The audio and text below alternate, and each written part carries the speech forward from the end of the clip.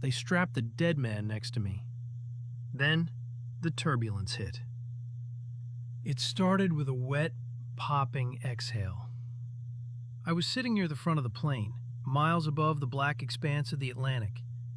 I couldn't see row 43, but the acoustics of the cabin carried the sound perfectly. A heavy, fluid-filled gasp.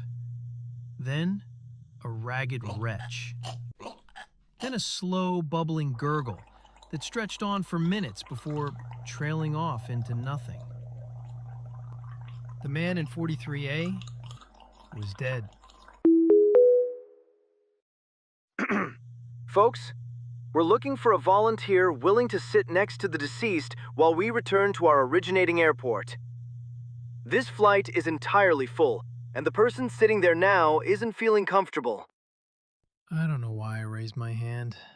Exhaustion blurs your judgment. I gathered my bag, walked down the narrow aisle to the back of the plane, and took my new seat. They had covered Mr. Molyneux with a complimentary blue fleece airline blanket. They didn't cover his hands.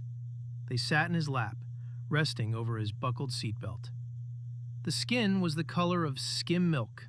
His fingers were locked into rigid, unnatural hooks, the physical echo of whatever agony had stopped his heart.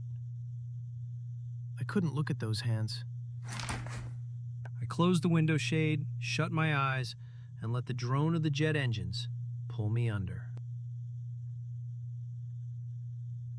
I woke to a sudden drop in altitude. The cabin was pitch black. The overhead lights were dead. Only the rhythmic, metallic hum of the plane filled the space. I turned my head toward the window. The plastic shade was pushed up. I stared at the exposed glass, my mouth dry. I had closed it. I was certain of it. My eyes drifted down to Molyneux. He was still strapped in. His twisted, pale hands still rested on his lap. But the blue fleece blanket was pulled tight across his chest.